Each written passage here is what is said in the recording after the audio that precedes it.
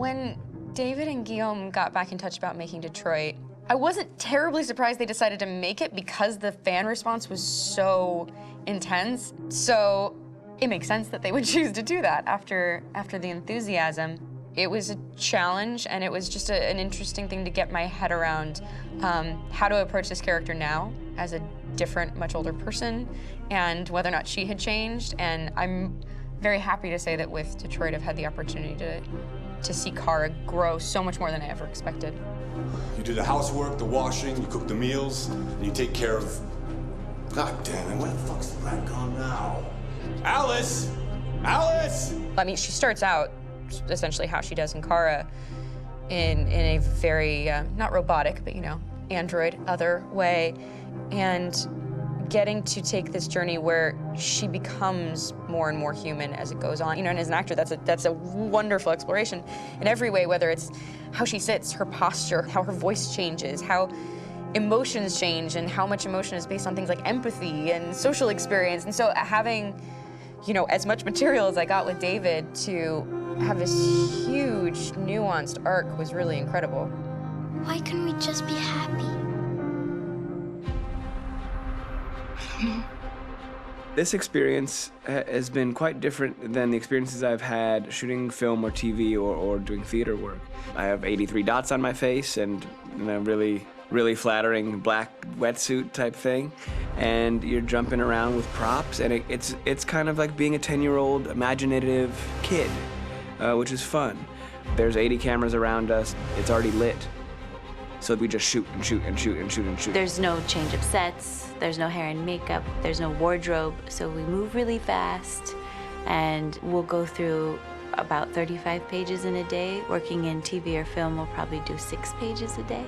It's kind of acting boot camp. It's like working out constantly. I mean, you're doing this thing, and then you got to do something that's completely other back to back to back. And so that kind of process of working is very challenging, but it's also very exciting because you just have to keep coming up with new ideas, and your head goes all over the place because you're trying to keep track of basically 4 different storylines for each different response. You shot that girl, for fuck's sake. It was a machine that looked like a girl. Yeah, I know what I should have done. I just told you I couldn't. All right, I'm sorry. The fact that David Cade, he's telling like many stories interwoven from beginning to end is super complicated and super impressive, and I have no idea how he keeps it all in his head. He's not just the writer or the director who's seeing this from the outside eye, he's also thinking about the player walking through this space. You know, only somebody who really, really loves not the work, but like these characters and these stories and cares about doing something meaningful would invest that much in it. And it's always inspiring to work with somebody who cares that much. My experience with motion capture is this one. And I found it sort of terrifying in a way, because they said the computer's gonna build you. But then, as we got into it, I realized all the elements of it were still artistic. I just dipped into a really brilliant setup here. I've never seen anything like it. And this won't turn me into a product because I was playing a character. So it's wonderful. In the game, Detroit comes back because of a revolutionary industrial rebirth. And there's no reason why that can't happen in Detroit, because they have such tremendous infrastructure for millions and millions of people who can very easily support, you know, a new industry. The city is really strong and resilient, but the city has also been through so much. You see the damage. But it takes that time of kind of rebuilding and reinvesting into the city that I think is happening slowly but surely. The potential of Detroit as a city is something that this game does a lot of justice to, because it would be easy to look at Detroit as some place that used to be, and that's not the case. This game provokes a lot of conversation and reflection on our potential near-future engagement with machines. That's what we are to them. There's merchandise on display in a shop window.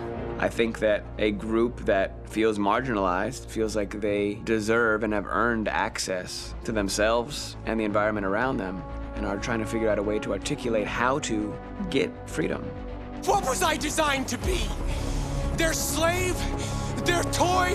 It plays with your comfort levels. You think that this is fine, you're comfortable with it, until something blurs the line and throws you off, and now Do I feel differently about whether this should be allowed? Should it be banned? Should it be encouraged? You're gonna ruin our lives, and for what? For a bunch of machines? They are not machines! They are alive! I'm alive! You're alive! They're nothing! There are lots of comparable comparisons to any type of persecution of religion, race, etc., dating way back. It can't just be a video game where you shoot 'em up or where people make these choices to do whatever. I think that's the whole point. You have the choice, and you can either choose to go in one direction with your character or another. And I think that's going to be very telling about the gamer. Very telling. I think there's going to be a really strong reaction to this game, which has such a strong perspective. I'm that much more proud of it now to get to be a part of it because it's important. In this game, you're actively building and designing the character through not just what kind of shield does he have or what color hair does she have, but like their temperament and the way they deal with problems. The different endings to this game are so radically different based off maybe seemingly insignificant choices in the moment, but like life, they all add up. And can't play life again, though.